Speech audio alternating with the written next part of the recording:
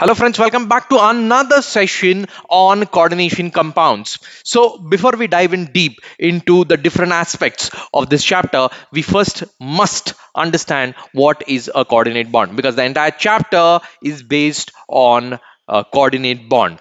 So uh, let's understand what is a coordinate bond. Like we have an ammonia molecule. Obviously we all know that nitrogen is having an atomic number of 7 with an electronic configuration of 2 comma 5. So it has 5 electrons in this outermost shell, 3 electrons it is sharing with hydrogen, 2 electrons are acting as lone pair. So nitrogen can donate its lone pair to an H plus ion, or H plus ion is also called as a proton, because hydrogen ion, after donating an electron, it is not left with anything apart from a proton.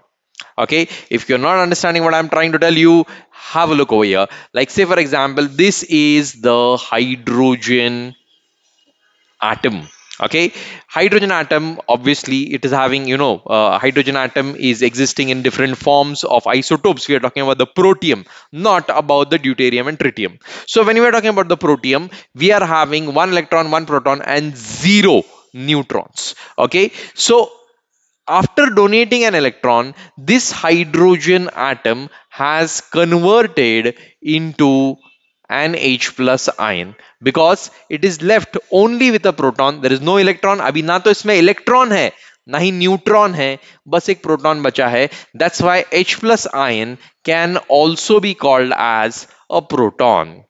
Okay, then moving further, we were talking about the ammonia molecule, right? I told you that nitrogen has shared 3 electrons with hydrogen and a lone pair is remaining.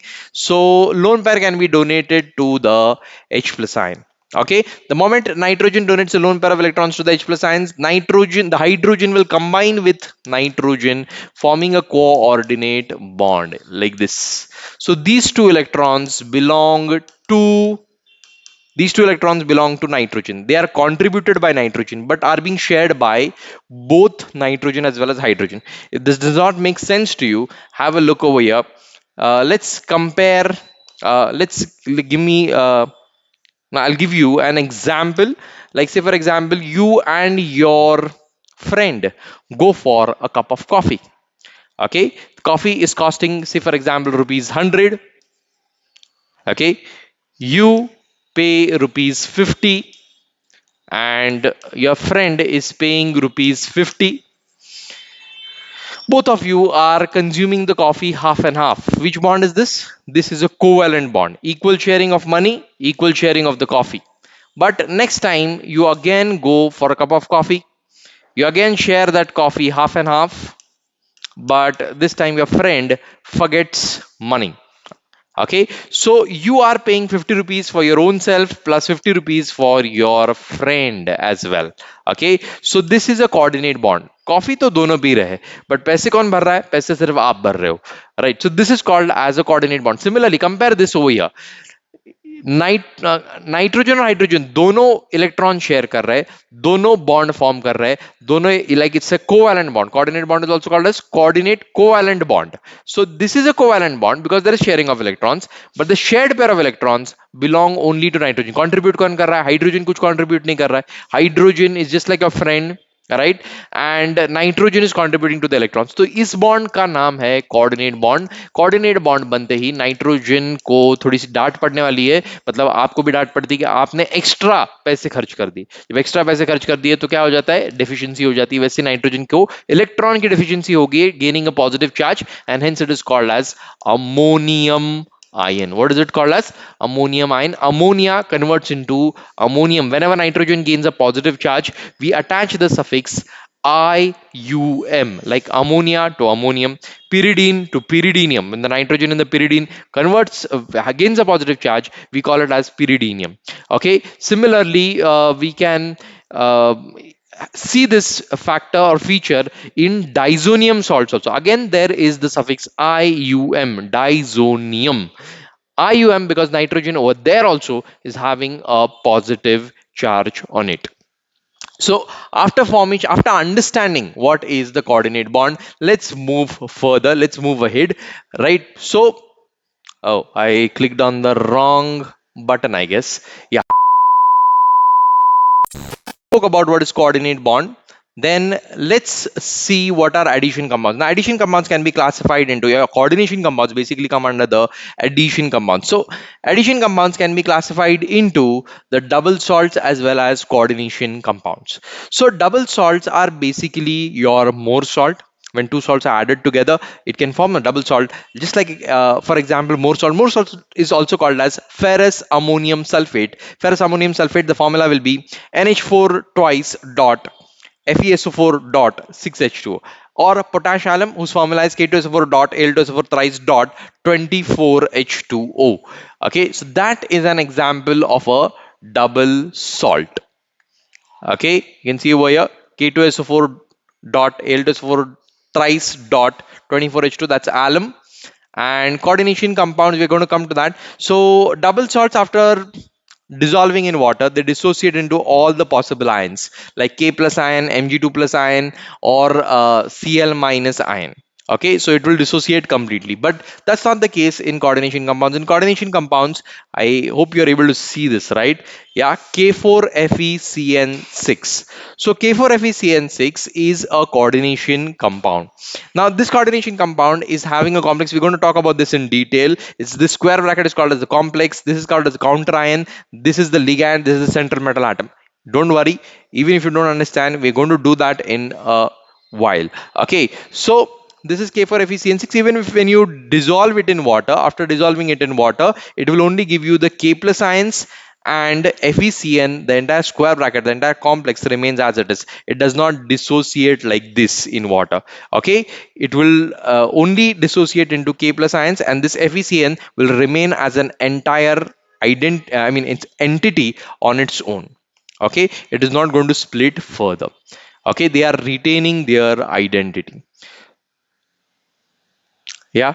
So the property of the double salt is same as their constituent ions, but the property of the coordination compound is different from their constituent ions. Here we are having only ionic bond, here there is coordinate bond, here there is normal valency, and here you will see different levels of valency in coordination bonds.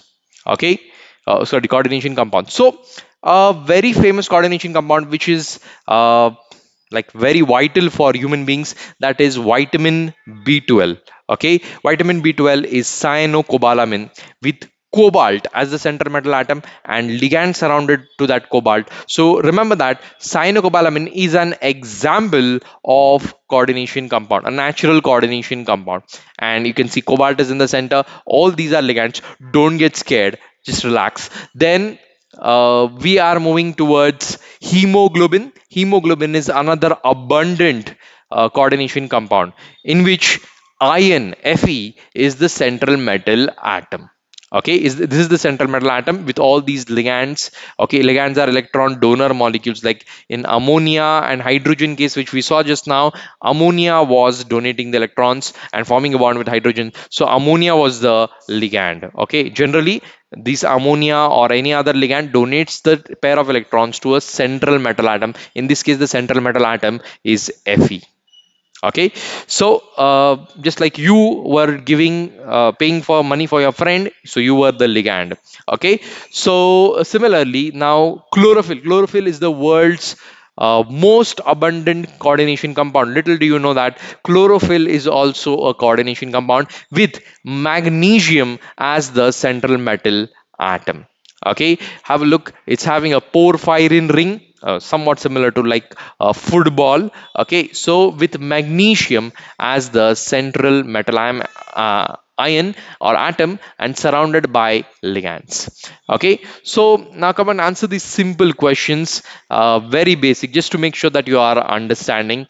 Yeah, which of the following is a double salt? So carnallite, yeah, epsomite, potassium ferrocyanide. Potassium ferrocyanide was K4FeCN6, by the way. So this is a coordination compound and not a double salt.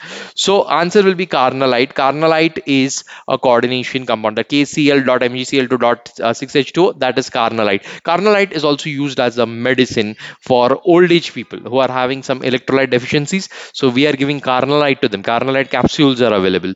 Well, another MCQ will be coordination compounds are formed by, you tell me, is it sharing of electron pair mutually, sharing of electron pair, of one of the bonded atom, or transfer of electron or loss of electron completely. So this is like ionic bond and ionic bond, these two, and sharing of electron pair mutually will be covalent bond, but this is coordinate bond because sharing of electron pair of one of the bonded atom. So this is the answer. Then moving on to Werner's theory. So we begin this chapter with Werner's theory, and in Werner's theory, we have to understand a few things. So we'll quickly move on. Alfred Werner over here. Then it is based on the following postulates. You can note them down. You can pause the video and note them down. Metal possesses two types of linkages: primary valence and secondary valence.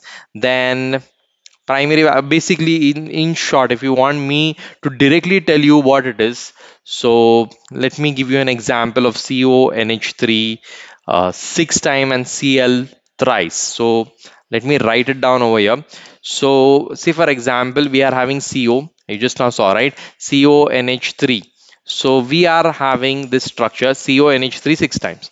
So this is the primary valence. Okay, मतलब पहला वाला जो sphere है ना वो primary valence है, और दूसरा वाला जो स्फीयर है, ये पहला वाला स्फीयर हो गया. Oh, I did not mean to move that. Okay, so this is the primary valence. Okay, and this is the secondary valence. Okay, तो यहाँ पे आपके Cl है. Okay, the Cl meaning they are the not ligands, these are the ligands, and Cl is the counter ion. Okay तो थोड़ा सा अगर आपको पता नहीं इनके बारे में तो मैं quickly I just tell you.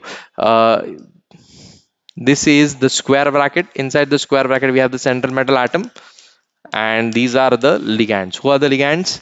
NH3 is the ligand. आपको अगर लिख के चाहिए तो लिख के दे देते भाई. This is the central metal atom or ion.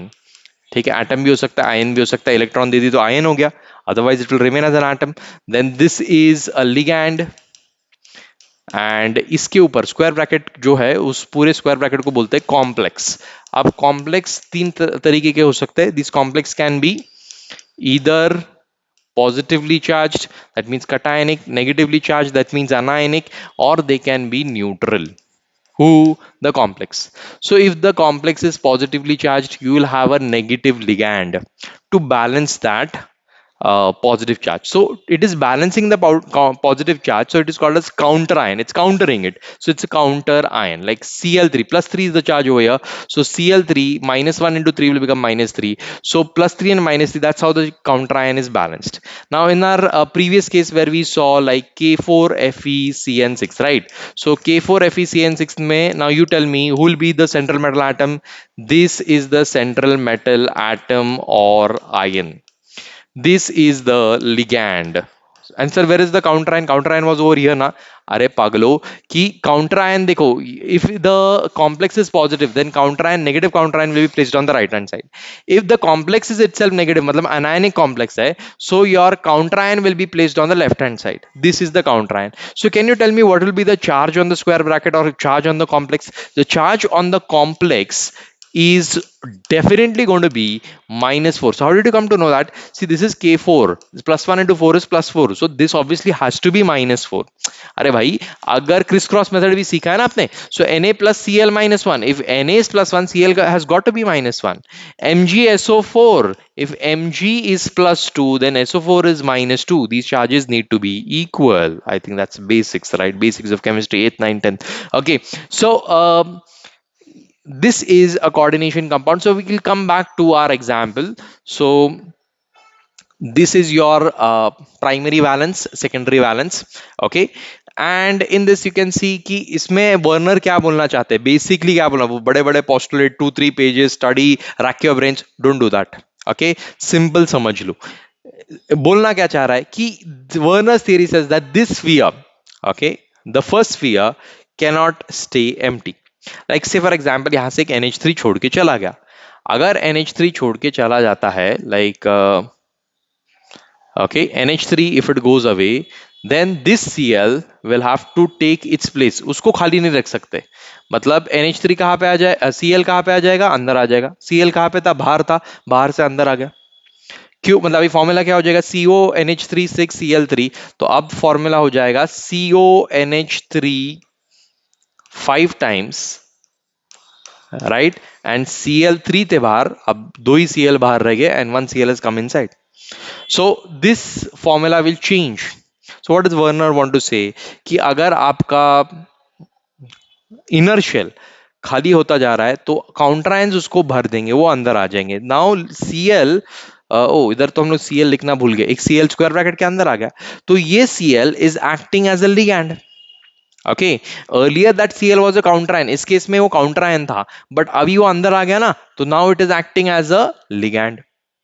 अच्छा, नेक्स्ट केस में और एक NH3 उड़ा दो, और एक NH3 चला गया, so it will become CONH3 4 times, दो Cl अंदर आ जाएंगे भाई, and it will become Cl. This Cl will remain as counter ion, only one Cl as the counter ion.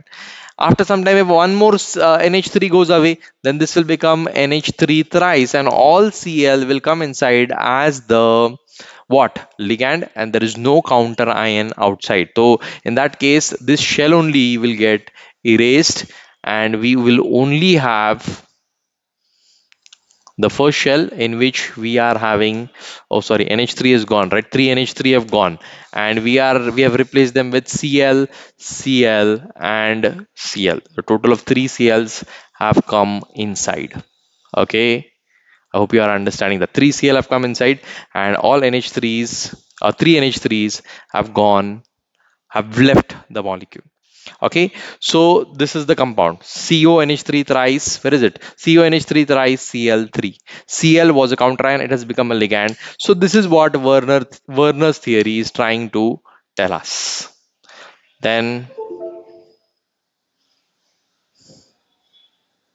हाँ, इसको अच्छा, प्राइमरी वैलेंस और सेकेंडरी वैलेंस के साथ में और एक नाम है, ठीक है, जो आपके टेक्स्ट बुक में दिखना क्या यूज किया नाम.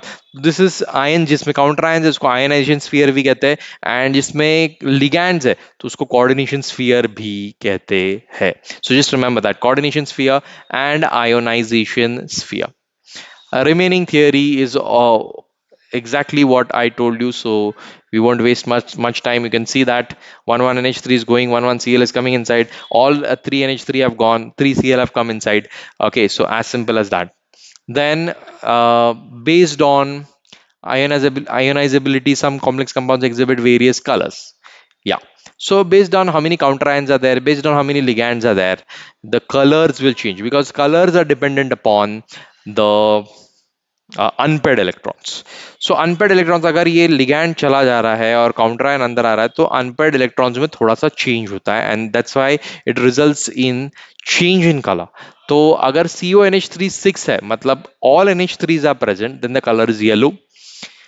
And you can see that there are 4 ions. These are 3 Cl minus and 1. This is considered as 1 ion. So 1 plus 3, 4 ions are there. Now 1 Cl has got in, 1 NH3 is left. So we are having 2 Cl minus and 1 entire complex ion. So complex is the cationic complex, by the way. So 2 plus 1, 3 ions are existing, but the color is changed from yellow to purple. Then we are having green color wala, जैसे कि और एक NH3 चला गया और एक Cl अंदर आ गया, तो अभी तो दो ही आयन बचे भाई. Okay, Cl minus and cationic complex. So this is the trans isomer of that. I'll tell you what is trans isomer. Relax, isomerism आने वाला in detail. So these are giving you like 2 ions. Okay, and the color has changed from purple to green and green to violet for the cis isomer. Of course, you should guess that. Okay, तो अगर इसका cis isomer रहेगा, trans के बाद में cis isomer, same compound, it will become what, violet. और sir अगर तीनों के तीनों Cl चले गए, सॉरी तीनों के तीनों Cl अंदर चले गए और 3 NH3 अगर छोड़ दिया, तो the color will change further. Okay, so secondary valency of metal can be satisfied by, you can satisfy by all of these, किसी से भी satisfy कर लो, but secondary valence satisfy होना चाहिए. आयनाइजेशन वैलेंस गया तेल लेने, ठीक है. आयनाइजेशन वैलेंस जो मतलब बाहर वाला जो शेल था, बाहर वाला शेल खाली भी रहेगा तो चलेगा भाई, लेकिन जो आपका इनर शेल है, जिसको हम लोग कोऑर्डिनेशन स्फीयर भी कहते हैं, वो कोऑर्डिनेशन स्फीयर खाली नहीं होना चाहिए, यही तो वर्नर का कहना है. तो all of these should be the answer, and it is. Okay, so which of the following is green colored? So let's see. अभी आपको थोड़ी देर पहले बताया था, you should be able to answer, table में दिखा था, if you are taking notes then you should be able to answer which one of them is correct. So The correct answer is these two, trans and the nickel salt. These two are green in color. Okay. Then moving on to the next important point is the important terms used in coordination compounds. I have given you a small idea. If you want, you can note it down in detail here.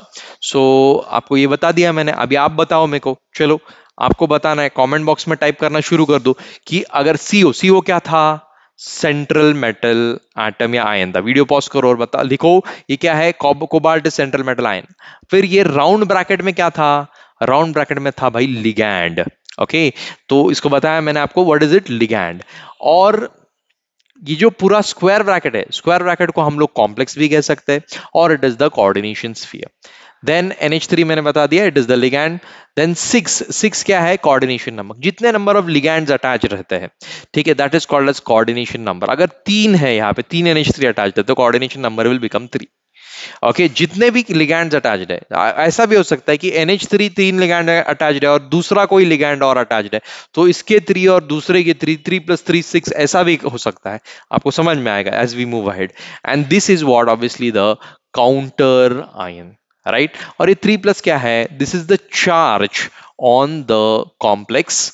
Okay, and charge on the complex ion. This is a cationic complex, by the way. I told you there are two kinds, there can be three kinds of complex, right? Obviously positively charged complex, so cationic complex जैसे कि यहाँ पर है K4FeCN6 वाला जो बताया था, that was having an anionic complex or neutral complex. So neutral complex का example नहीं दिया। neutral complex is tetracarbonyl nickel. What is the neutral complex? tetracarbonyl, लिख भाई, tetracarbonyl nickel। This is an example of a neutral complex, जहां पे कोई charge ही नहीं है। जब चार्ज ही नहीं है तो यहाँ पे काउंटर आयन की जरूरत ही नहीं है। ओके, सो टेट्राकार्बोनिल निकल is a example, is an example of neutral complex. तो ये आपको थोड़ा अगर तो बोर्ड पैटर्न में थोड़ा अगर आपको कभी पूछते पूछते तो पूछेंगे नहीं है, लेकिन फिर भी एक थोड़ा सा डेटा बढ़ाने के लिए, कोऑर्डिनेशन एंटिटी क्या है, राइट। मैं बाजू हट जाता हूँ, आप स्क्रीनशॉट निकाल लो या लिख लो, नोट कर लो पॉज करके, right. So example, coordination entity constitutes central metal atom, जो पूरा हम लोग ने देखा।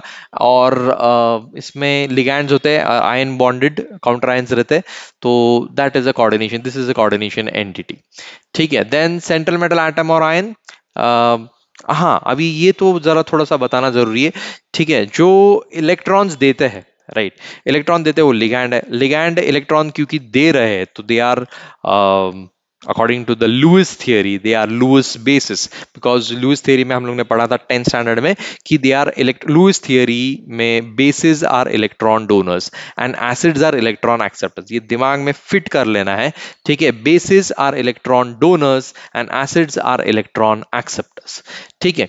तो अब सेंट्रल मेटल एटम ये बहुत ही स्पेशल एटम है। देखो, अब सेंट्रल मेटल एटम में you can not have any element as the central metal atom. कोई भी टॉम डिक हैरी एरा गैरा नथु केरा can not be a central metal atom. जैसे कि लिथियम है, अब लिथियम में वो बताओ कहां से सेंट्रल मेटल एटम होगा भाई, अरे लिथियम का एटॉमिक नंबर है 3, इलेक्ट्रॉनिक कॉन्फ़िगरेशन आएगा 2,1, या ऐसा भी लिखो तो 1s2 2s1।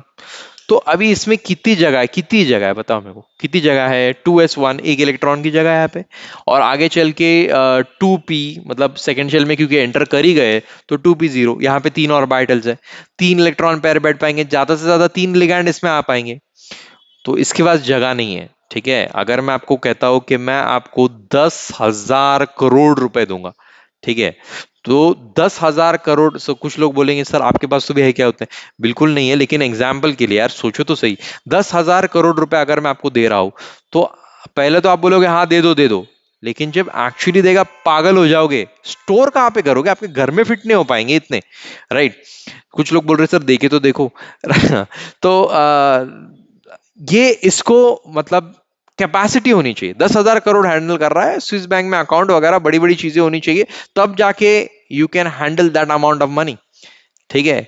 नींद उड़ जाएगी, पागल हो जाओगे, मौत का डर हो जाएगा, राइट, कोई भी मार के लेके जाए तो, well anyway. So in short, central metal atom होना कोई खाने की बात नहीं, सेंट्रल मेटल मेटल एटम होने के लिए या सेंट्रल मेटल आयन होने के लिए कैपेसिटी चाहिए। किस चीज की कैपेसिटी चाहिए? जो लिगैंड्स इलेक्ट्रॉन्स दे रहे हैं ना, वो इलेक्ट्रॉन्स रखने की कैपेसिटी चाहिए।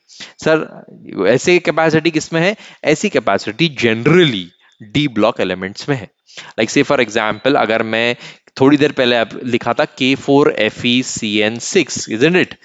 तो अगर इसका आपको स्ट्रक्चर बताऊं तो structure will be something like this, जहां पे Fe is the central metal atom.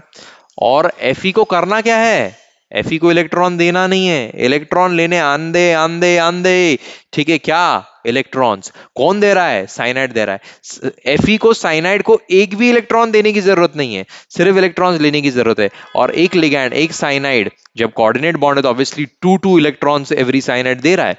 तो एक एक साइनाइड अगर दो दो इलेक्ट्रॉन दे रहा है तो क्या होगा भाई? देखो, this will Fe will gain 6 2s are 12 electrons, 2 electrons इसने दिए, 2 electrons इसने दिए, 1 2 3 4 5 6 7 8 9 10 11 12 12 इलेक्ट्रॉन्स। अब Fe का आपको पता है एटॉमिक नंबर, Fe के पास अगर इलेक्ट्रॉन 12 इलेक्ट्रॉन एक्सेप्ट करने की क्षमता, कैपेसिटी, ताकत नहीं होती तो it wouldn't be able to become a central metal ion और एटम। तो अब हम लोग बातें बहुत हो गई, अभी एक्चुअली देखेंगे वीबीटी के हिसाब से, will actually see how Fe is able to accept those many electrons। तो ये इसका स्क्वायर ब्रैकेट है, right, and it is having a total charge of 4-, ये भी देखते हैं कि 4- चार्ज कैसा है। एंड K4 यहां पर काउंटर आयन, 4 पोटेशियम आयंस क्यों लगाने पड़े, इस सब डिटेल में देखते हैं। तो सबसे पहले आपको मुझे बताना है कि Fe का एटॉमिक नंबर क्या है, क्योंकि आपको पता होना चाहिए अभी तक। क्या अगर पता नहीं है तो एक डी ब्लॉक एलिमेंट्स का वीडियो बना है, ठीक है, मतलब डी ब्लॉक एलिमेंट्स याद कैसे रखने हैं उसके निमोनिक बना है, ठीक है। लिंक में डिस्क्रिप्शन बॉक्स में या कमेंट बॉक्स में डाल देता हूं, देख लो भाई, आपको याद हो जाएंगे। कितने मिनट में? 3 मिनट में पूरे डी ब्लॉक के एलिमेंट्स याद हो जाएंगे, जरूर देखना। तो Fe का एटॉमिक नंबर कितना है? विद एटॉमिक नंबर याद हो जाएंगे, उसका भी टेंशन नहीं है, राइट। Fe का एटॉमिक नंबर है 26। अब electronic configuration of Fe is obviously 1s2 2s2 2p6 3s2 3p6 4s2 3d6। Of course ये इतना तो आता है ना, नहीं आता है अगेन उसके लिए भाई और एक वीडियो है, right. Electronic configuration 11th standard का कॉन्सेप्ट है, 12th में आ गए हो फिर भी नहीं आता आपको। वैसे तो चुल्लू भर पानी वाला डायलॉग बोलने वाला था, बट जाने दो। आप क्या करो, वीडियो देखो। इलेक्ट्रॉनिक कॉन्फ़िगरेशन सीखना है अगर 11th स्टैंडर्ड का कॉन्सेप्ट है एटॉमिक स्ट्रक्चर का, कि ये इलेक्ट्रॉनिक कॉन्फ़िगरेशन लिखते कैसे सर, हमको आता नहीं, अगेन उसके लिए और एक वीडियो, सेपरेट लिंक डालता हूं, देखो, ठीक है। देन 4s2, मतलब कोई भी पीछे नहीं छूटना चाहिए ना बेसिक्स की वजह से। अभी बहुत सारे बच्चे क्या करते हैं, 11th को लेते हैं चिल रिलैक्स, 12th में आके सजा भुगतते है ना। या कोविड का टाइम भी चल रहा था, उसकी भी आदत पड़ गई है कुछ बच्चों की, यार देख लेंगे कर लेंगे कुछ ना कुछ जुगाड़। तो जुगाड़ वुगाड़ नहीं है, पूरा देयर इज नो शॉर्टकट, पूरा अंडरस्टैंड करो इन डेप्थ, तो ही मजा आएगा, तो ही समझ में आएगा, तो ही एग्जाम में लिख पाओगे। ऐसा कुछ शॉर्टकट करने के लिए कोशिश मत करो, इन डेप्थ समझो, मजा आएगा। 4s2 के बाद में है 3d6। Obviously d is having 5 orbitals, so 5 orbitals में we have to fit in 6 electrons, 1 2 3 4 following the Hund's rule, 1 2 3 4 5 and 6। तो सबसे अभी देखो इस इतने में मेरे को 12, सर इधर तो 12 इलेक्ट्रॉन बिठाने की जगह तो दिख नहीं रही है, कहां पे बैठेंगे 12 इलेक्ट्रॉन? हलवा थोड़ी है। Now see for example 4s2 3d6 तो मैंने लिख दिया है यहाँ पे। अब 4s2 3d6 में पहले तो मेरे को Fe को कन्वर्ट करना पड़ेगा Fe2+ आयन में। कुछ पाने के लिए कुछ खोना पड़ता है, थोड़ा तो खोना पड़ेगा, राइट। मतलब 12 इलेक्ट्रॉन मिल रहे हैं, 2 इलेक्ट्रॉन दे देते हैं Fe2+ ion. Fe2+ now whenever I right Fe2+, सबसे पहले जो इलेक्ट्रॉन्स डोनेट होंगे चले जाएंगे 4s में से। आउटर मोस्ट शेल है, ठीक है, और उसकी एनर्जी भी कम है, तो उसमें से इलेक्ट्रॉन पहले चले जाएंगे। मतलब ये फर्स्ट शेल हुआ, ये सेकंड शेल, ये third shell, right. Third shell के बाहर फोर्थ शेल है 4s2, इसमें से इलेक्ट्रॉन पहले निकल जाएंगे एंड देन रिमेनिंग इलेक्ट्रॉन दिखते आगे क्या होता है 4s2, इसमें ये क्या हो गया 4s0 हो गया, अभी क्या हो गया 4s0, दो इलेक्ट्रॉन चले गए, Fe2 प्लस है, आयन है, पहले एलिमेंट था अब आयन हो गया। ओके, नाउ 3d6 को हाथ लगाया क्या हम लोग ने, नहीं, 3d6 एज इट इज है 1 2 3 4 5 6। नेक्स्ट स्टेप में क्या करो सर, Fe2 प्लस में थोड़ा सा रीअरेंजमेंट करो, 12 इलेक्ट्रॉन है भाई, आपके घर में 4 मेहमान आते तो कितने एडजस्टमेंट करनी पड़ती है ना, ये गद्दा ला वो गद्दा ला, ये उनको उधर सुला इनको इधर सुला, तू हॉल में सो उनको बेडरूम में दे, तो बहुत कुछ एडजस्टमेंट करना पड़ता है। वैसे इधर 12 इलेक्ट्रॉन आ रहे हैं तो एडजस्टमेंट करनी पड़ेगी ना, तो 4s0 एज इट इज रखेंगे, और 3d, वैसे तो इलेक्ट्रॉन चले गए तो ऑर्बिटल एग्जिस्ट नहीं करता, बट थोड़ा सा समझाने के लिए मेरे को कुछ लिखना ड्रॉ तो करना पड़ेगा ना, 4s0, तो 3d, अच्छा ये आपको पता है ना, dxy dyz dxz dx square minus Y square and last में dz square, dxy dyz dxz dx square minus Y square और dz स्क्वायर। ओके, देन अब ये 5 ऑर्बिटल्स में से अभी क्या करो, 2 इलेक्ट्रॉन यहाँ पे शिफ्ट कर दो, थोड़ा हटो, खिसको खिसको करना पड़ेगा, राइट, 2 इलेक्ट्रॉन्स यहाँ पे शिफ्ट, तो 2 इलेक्ट्रॉन्स शिफ्ट हो गए यहाँ पे, ठीक है, मतलब ये इलेक्ट्रॉन यहाँ पे आ गया समझो, और अरे क्या कर दिया, सॉरी, ये नहीं, ये वाला इलेक्ट्रॉन यहाँ पे आएगा, ये वाला इलेक्ट्रॉन यहाँ पे आएगा। ओके, तो ये इधर शिफ्ट हो गए, ये 2 ऑर्बिटल्स खाली हो गए, कितने ऑर्बिटल्स खाली है 4s0 खाली है, और यहाँ पे dx square minus Y square खाली है और dz स्क्वायर खाली है। ठीक है, स्ट्रॉन्ग फील्ड लिगैंड है, वो सब समझाता हूँ, strong field ligand weak field ligand क्या होता है कैसे होता है। Okay, so strong field ligand है साइनाइड, जस्ट रिमेंबर साइनाइड, अभी अभी के लिए याद रखो, cyanide is a strong field ligand. Sir आप बोल रहे थे 12 इलेक्ट्रॉन बिठाना है, इसमें 2 आ जाएंगे, 2 हो गए, इसमें और 2 आ जाएंगे 4 हो गए, इसमें और 2 आ जाएंगे 6 हो गए, बट 6 ही इलेक्ट्रॉन सर 12 बिठाने हैं, टेंशन मत लो, ये 4s2 3d फोर्थ शेल में हम लोग एंटर कर चुके, फोर्थ शेल में एंट्री हो गया है, 4s2 3d6 4p0, फोर्थ, पूरा फोर्थ शेल हमारे पिताश्री का है, बाप का बोलते तो अच्छा नहीं लगता ना, हमारे पिताश्री का है पूरा फोर्थ शेल, पूरी जगह ही जगह है, कोई टेंशन नहीं है, तो 4p0 मतलब फोर्थ शेल भी यहां पर खाली है, px py pz, आगे 4d भी है, टेंशन मत लो आप, ठीक है, बहुत जगह है, Fe है, सेंट्रल मेटल आयन और एटम बनने की ताकत रखता है, डी ब्लॉक एलिमेंट है, बहुत जगह है, ठीक है, सो 4s0 की जगह ये सब जगह है।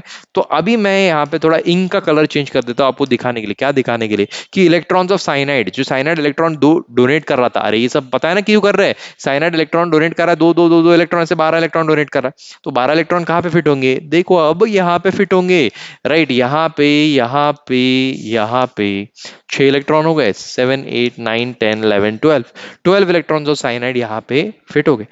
हाइब्रिडाइजेशन कौन सा बनता है, एस, ओ अरे ऐसा ये गलती मत करो, हाँ ठीक है, एस से स्टार्ट नहीं होगा, हम लोग वो 11 में करते थे sp3d2 pcl5 के लिए, सॉरी pcl5 और sp3d1, sf6 के लिए करते हैं sp3d2, लेकिन ये जो सेंट्रल मेटल एटम्स है इनके लिए लिखना पड़ेगा d2 पर, डी को पहले d2sp3, राइट, क्या लिखेंगे d2sp3, this is the hybridisation d2sp3। इस तरीके से और अलग अलग मतलब एडजस्टमेंट, अगर जिससे भी ज्यादा लिगैंड है अगर और कुछ है कॉन्सेप्ट तो उसमें अलग हाइब्रिडाइजेशन होगा, फिलहाल यहाँ पे हाइब्रिडाइजेशन है d2sp3, इसकी मदद से we were able to form what, we were able to make Fe accept all those 12 electrons, d2sp3 और भी जगह है वैसे, तो d2sp3 is the electronic configuration, fine, so let's come back to our beautiful PPT, ठीक है, बहुत मेहनत लिया बाय द वे पीपीटी बनाने के लिए, या सो सेंट्रल मेटल एटम क्या है बता दिया, कैसा पूरा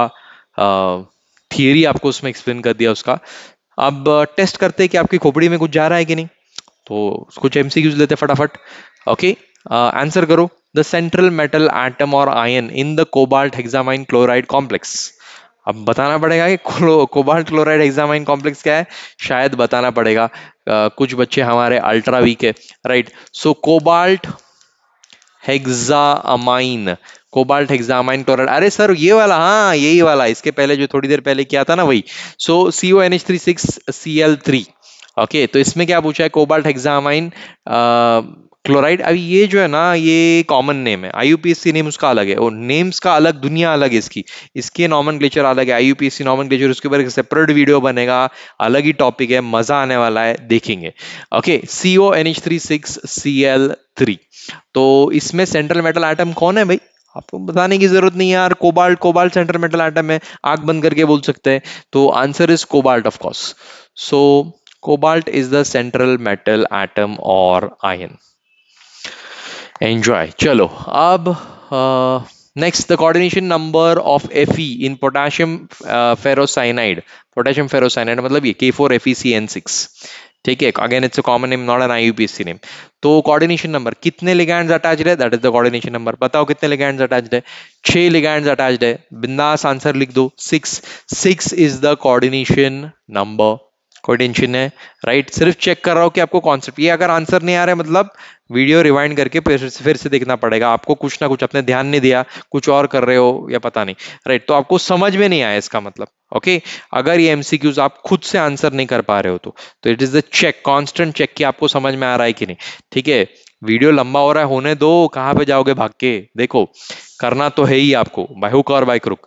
सो classification of ligands part 1। Okay, अब लिगैंड्स, लिगैंड्स कौन थे? Electron donor molecules, right? तो इलेक्ट्रॉन डोनर मॉलिक्यूल जो लिगैंड्स है, ये लिगैंड्स के भी टाइप्स है। ओके, उसका भी क्लासिफिकेशन है, देखेंगे अभी। सो FeCN6Cl3 कौन है ligand? Cn is the ligand.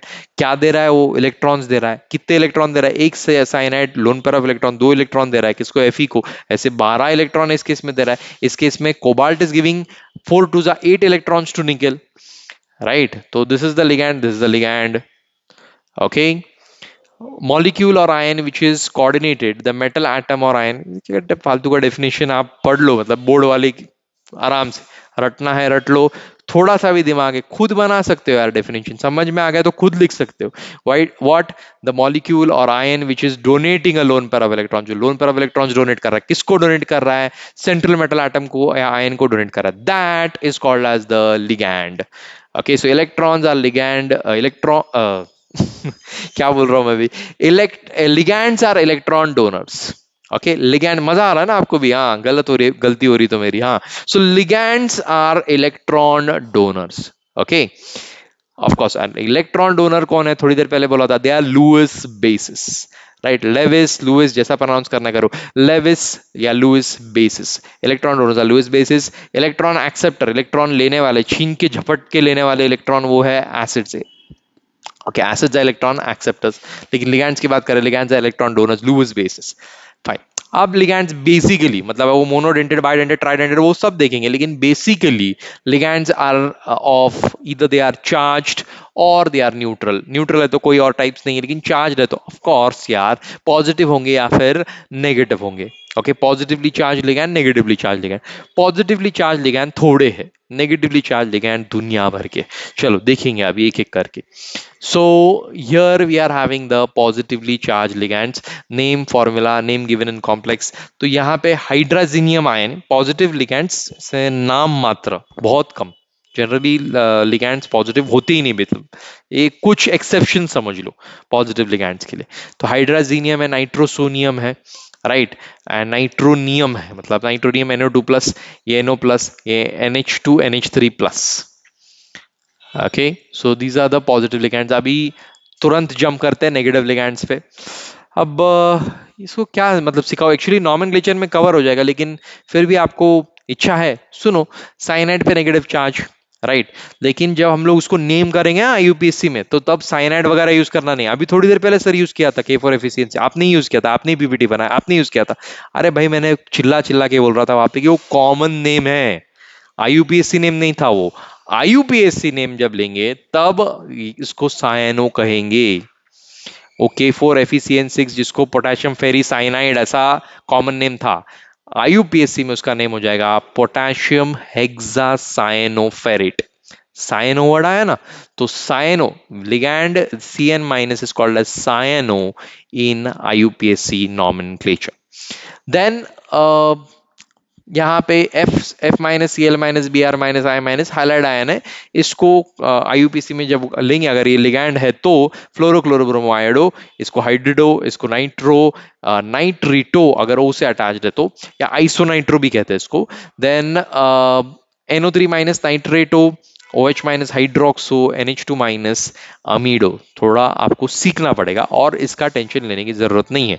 हम लोग आईयूपीएसी नॉमेनक्लेचर इतने प्रैक्टिस करने वाले हैं कि ये चीजें आपको अलग से लर्न करने की जरूरत नहीं, उधर अपने आप लर्न हो जाएगा आपको। Okay, so next, negative ligands मैंने बोला बहुत सारे हैं ना, पॉजिटिव लिगैंड्स मैंने बोला नाम मात्र, नेगेटिव लिगैंड दुनिया भर के देखो। देख, H2 minus sulphido, SO3 minus sulphito, sulphato, thiosulphato, carbonate का कार्बोनेटो बन गया, NH2 माइनस का इमिडो बन गया। सर ये हम लोग सब लर्न करेंगे क्या?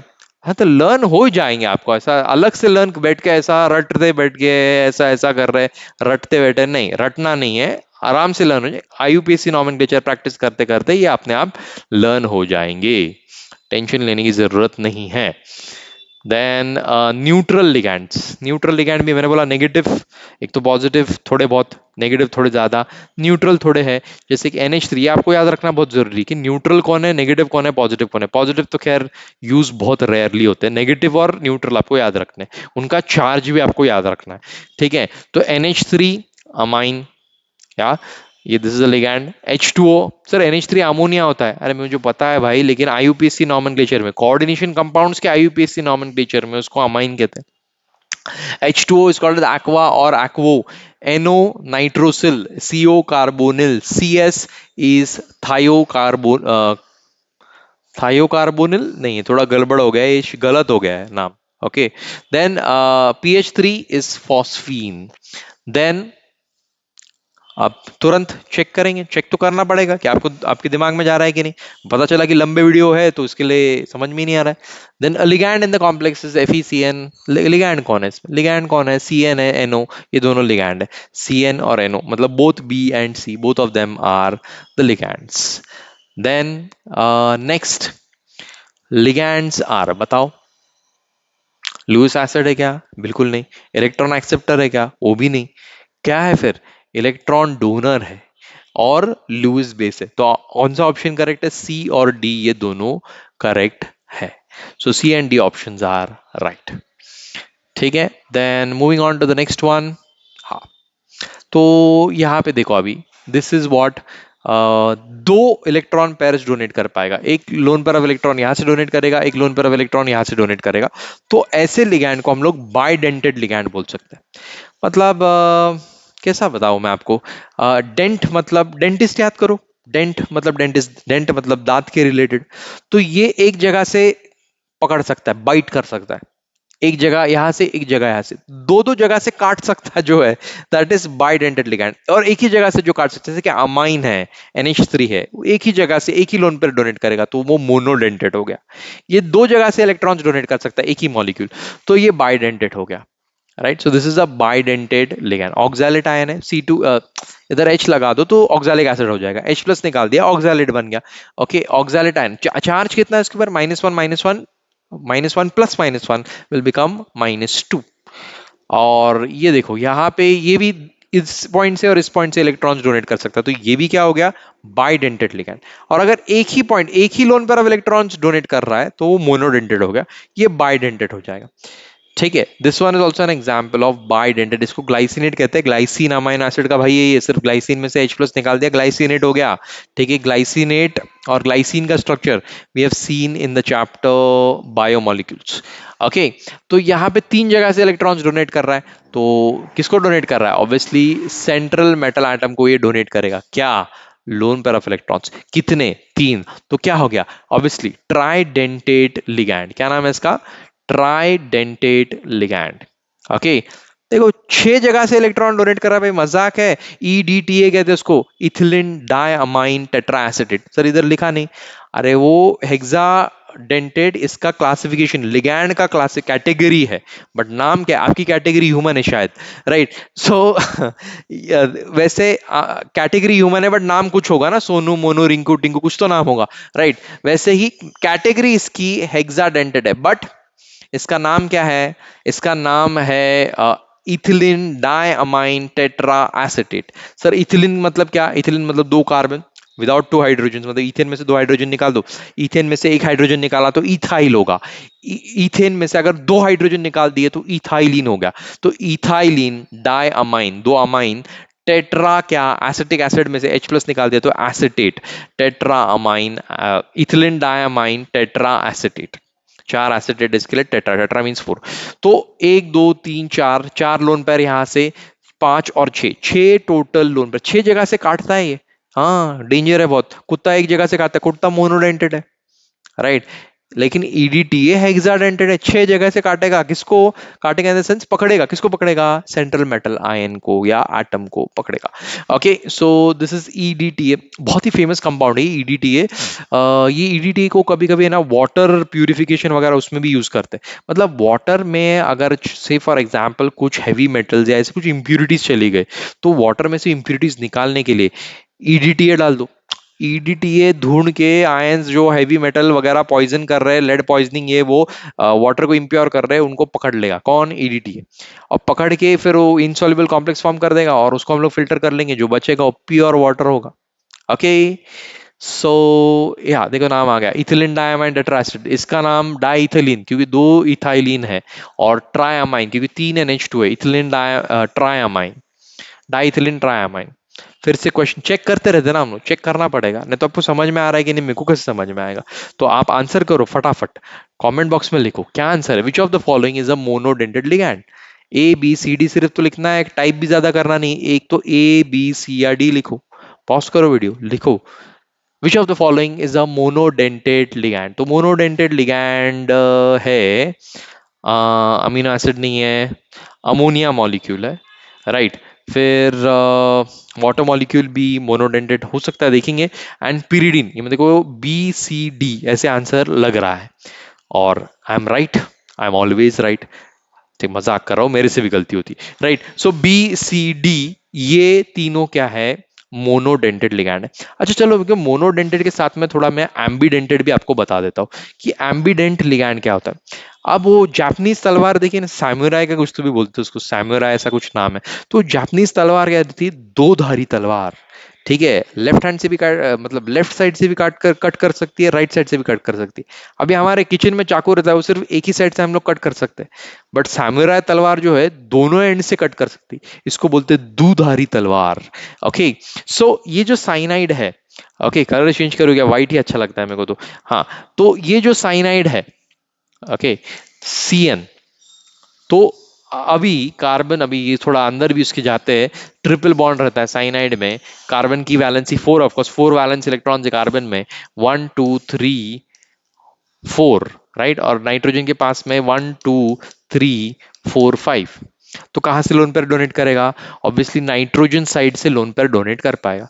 जब नाइट्रोजन साइड से लोन पेयर डोनेट कर रहा है, तो ये नाइट्रोजन की साइड से अटैक करेगा, नाइट्रोजन की साइड से अटैच होगा, किसको भाई? सेंट्रल मेटल एटम को। ओके, या ऑर्गेनिक कंपाउंड्स में आप कर रहे हो रिएक्शन, तो कार्बन को अटैच हो जाएगा नाइट्रोजन की तरफ से। लेकिन अगर इसने कोऑर्डिनेट बॉन्ड फॉर्म कर लिया, तो कोऑर्डिनेट बॉन्ड में क्या होगा? Cross are representing the electrons of nitrogen, dots are representing the electrons of carbon, right. So यहां पे इसने क्या किया है, नाइट्रोजन ने, यहाँ पे कोई कोऑर्डिनेट नहीं, तीनों कोवैलेंट बॉन्ड थे, एक इलेक्ट्रॉन नाइट्रोजन का, एक कार्बन का, नाइट्रोजन कार्बन नाइट्रोजन कार्बन ऐसे शेयर कर रहे थे। लेकिन यहाँ पे आप देख रहे हो पहले केस में both the electrons belong to nitrogen, तो नाइट्रोजन के आउटर मोशन में 1 2 3 4 और एक 5। तो अभी नाइट्रोजन लोन पेयर दे सकता है क्या? नहीं।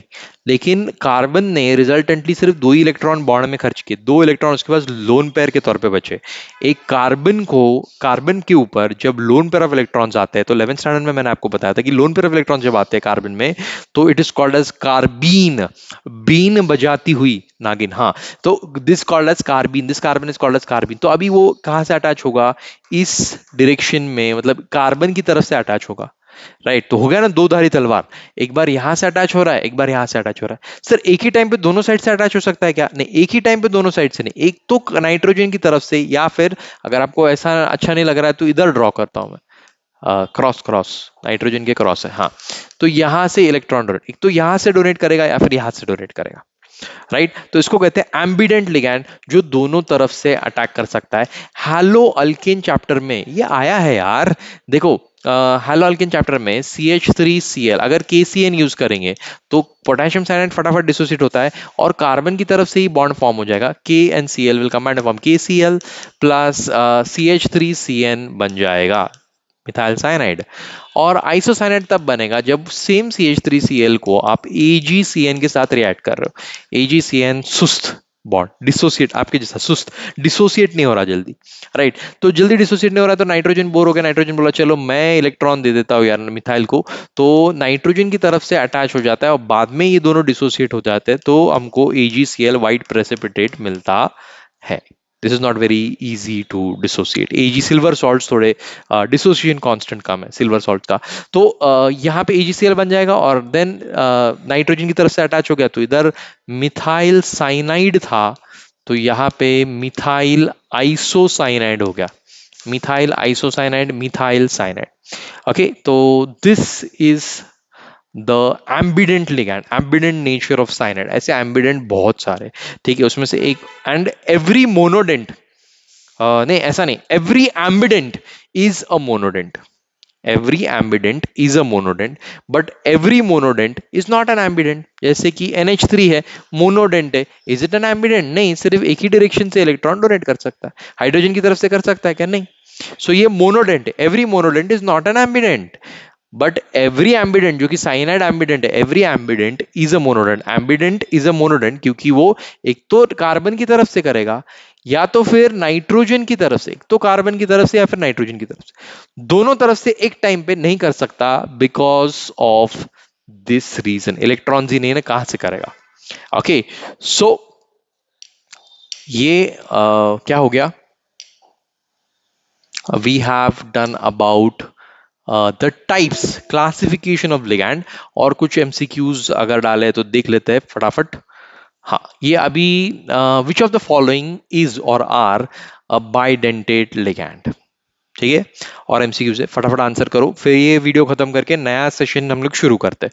Okay, which of the following is और are a bidentate ligand? Amine acid bidentate है, ग्लाइसिनेट ऑब्वियसली का अमाइन एसिड है तो वो भी बाइडेंटेड है, ऑक्सैलेट बाइडेंटेड है, और पिरिडीन मोनोडेंटेड है। पिरिडीन में एक ही लोन पेयर दे सकता है, ऑक्सैलेट आपको दिखाया था बाइडेंटेड है, ये भी दिखाया था, ये भी दिखाया था, ये तीनों बाइडेंटेड लिगैंड्स है।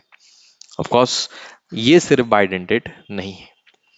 देन हाँ, तो अब हमारा ये सब का हम लोग ने पॉजिटिव, नेगेटिव, न्यूट्रल देख लिया, फिर उसमें मोनोडेंटेड, बाइडेंटेड, ट्राइडेंटेड, हेक्साडेंटेड वो भी देख लिया, ठीक है। अब